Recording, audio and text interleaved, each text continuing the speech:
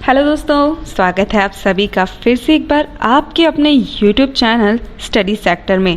दोस्तों, आज के वीडियो में हम बात करेंगे एक बहुत ही खास इन्फॉर्मेशन के बारे में। जी हाँ, आज के वीडियो में मैं आपको बताऊंगी हमारे देश की आर्मी में पैरा कमांडोज़ और एक आईएएस ऑफिसर के बीच में क्या अंतर है। दरअसल दोस्तों, वैसे तो मैंने ऑलरेडी ही इसके ऊपर वीडियो बना रखा है जिसमें मैंने आपको आर्मी और आईएएस ऑफिसर के बीच में अंतर बताया है, लेकिन आज मैं आपको बताऊंगी पैरा कमांडो और आईएएस ऑफिसर के बीच में अंतर। सो दोस्तों, वीडियो को शुरू करते हैं। लेकिन वीडियो शुरू करने से पहले अगर अभी तक आपने हमारे चैनल को सब्सक्राइब नहीं किया है तो चैनल को सब्सक्राइब करें, वीडियो को लाइक करें, शेयर करें, साथ ही हमें हमारे सोशल मीडिया हैंडल्स पर फॉलो करना बिल्कुल ना भूलें। तो चलिए बात करते हैं सबसे पहले आईएएस की। जैसे कि आप जानते हैं कि आईएएस का एग्ज़ाम यूपीएससी के द्वारा कंडक्ट किया जाता है और एक आईएएस ऑफिसर जो होता है देश और समाज में काफ़ी सम्मान लेता है। एक आईएएस ऑफिसर बनने के लिए यूपीएससी द्वारा आयोजित सिविल सर्विसेज एग्ज़ाम में बैठना होता है और उन्हें पास करना होता है।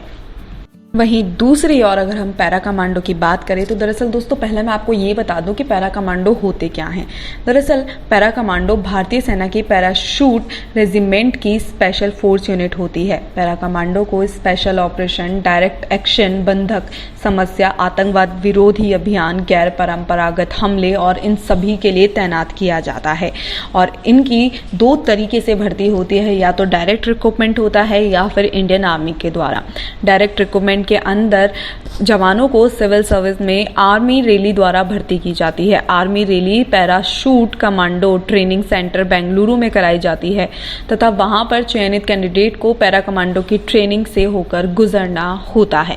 तो इनकी तो ट्रेनिंग और इनका जो होता है वो इस तरह से होता है। और एक आईएएस ऑफिसर बनने के लिए आपको यूपीएससी का एग्जाम देके प्री मेंस और इंटरव्यू क्लियर करने के बाद में आप एक आईएएस ऑफिसर बनते हैं। लेकिन पैरा कमांडो बनना दोस्तों बिल्कुल आसान नहीं है। वैसे तो मैं जानती हूँ इन दोनों के बीच में अंतर करना तो बिना सर पैर की बातें होती है, लेकिन फिर भी कुछ लोगों के सवाल थे कि पैरा कमांडो और एक आईएएस ऑफिसर के बीच में क्या अंतर है। दोस्तों, ये आप जान जाएंगे हमारे पैरा कमांडो की ट्रेनिंग के वीडियोज़ देख के, या फिर आप जान जाएंगे हमारे आईएएस ऑफिसर कैसे बने की वीडियोज़ देख के। आपको पता चल जाएगा कि पैरा कमांडो बनना कितना मुश्किल है और एक आईएएस ऑफिसर बनना कितना मुश्किल है। पैरा कमांडो बनने के लिए आपको दिमाग के साथ साथ आपके शरीर का भी सही होना ज़रूरी है। आपको बहुत पावरफुल होना चाहिए। लेकिन एक आईएएस ऑफिसर बनने के लिए आपको सिर्फ दिमाग की लड़ाई लड़नी होती है, कोई फिजिकल लड़ाई आपको इसमें नहीं लड़नी होती है। पैरा कमांडो जो बनने के लिए आपको देश के लिए पूरा झुकना पड़ता है, अपने देश के लिए अपनी जान भी गंवानी पड़ती है। लेकिन आईएएस ऑफिसर बनने के लिए आपको इतना कुछ खास नहीं करना पड़ता है। आपको सिर्फ आप आईएएस ऑफिसर जब बनते हैं तो आप सरकार और जनता के बीच की कड़ी कहलाते हैं। लेकिन जब आप एक पैरा कमांडो बनते हैं आप पूरे देश की कड़ी कहलाते हैं। आपके ऊपर पूरे देश की सुरक्षा की जिम्मेदारी होती है। जहां एक तरफ पैरा कमांडोज का कार्य होता है देश की सुरक्षा करना, वहीं आईएएस ऑफिसर का काम होता है उनके लिए कुछ कार्य करना, जनता के लिए कार्य करना। और एक जो पैरा कमांडो होता है वो जनता की सुरक्षा का कार्य करता है। आईएएस ऑफिसर बनने के लिए आपको काफ़ी ज़्यादा दिमाग की लड़ाई लड़नी होती है। आपको बहुत सारी चीज़ें पढ़नी होती है, एग्ज़ाम्स देने होते हैं। लेकिन एक पैरा कमांडो आप तभी बन सकते हैं जब आप ऑलरेडी या तो आर्मी में हो, जिसमें कि आपको प्रमोट किया जाता है। आपकी ट्रेनिंग्स होती है, काफ़ी 60 दिनों तक की एक कठिन ट्रेनिंग होती है जिसमें आपको ना सोने दिया जाता है ना खाने दिया जाता है। आपको जो भी मिलता है थोड़ा बहुत मिलता है और उसके बाद कहीं जाकर आप एक पैरा कमांडो बनते हैं। जैसा कि मैंने आपको ट्रेनिंग के वीडियो में बताया था कि एक पैरा कमांडो 100 में से सिर्फ कोई एक ही इंसान होता है जो कि पैरा कमांडो की पोस्ट तक जा पाता है।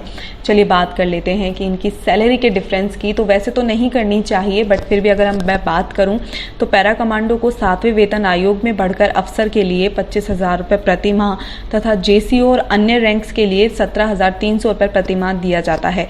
इसके अलावा पैरा कमांडो को कुछ अलाउंसेंस भी दिए जाते हैं जिनके बारे में मैंने ऑलरेडी ही बात कर ली है। और बात करें एक आईएएस ऑफिसर की सैलरी की तो दोस्तों, एक आईएएस ऑफिसर को 56,100 रुपये से लेकर 2.5 लाख रुपए तक मिलते हैं। साथ ही उन्हें कई तरीके के और अलाउंसेंस भी दिए जाते हैं। दोस्तों, बात करें कि इनके पावर की तो दोस्तों, आईएएस ऑफिसर को जो है सरकार के आदेश के द्वारा ही कार्य करने का अधिकार होता है। उसे गवर्नमेंट के ही रूल्स को, गवर्नमेंट के ही अधिकारों को मानना होता है। लेकिन पैरा कमांडो के साथ ऐसा नहीं है। पैरा कमांडो को जो उनके सीनियर्स ऑर्डर देते हैं उन्हें उसे फॉलो करना होता है, क्योंकि देश की सुरक्षा का कार्य करते हैं। पैरा कमांडो जो है वो स्पेशल ऑपरेशन, आतंकवाद विरोधी अभियान, विदेश में आतंकी सुरक्षा और विद्रोह को कुचलने जैसे कार्य करते हैं। तो दोस्तों ये तो हो गया कुछ इनमें मेजर सा डिफरेंस जो कि मुझे लगता था कि आपके लिए जानना ज़रूरी था।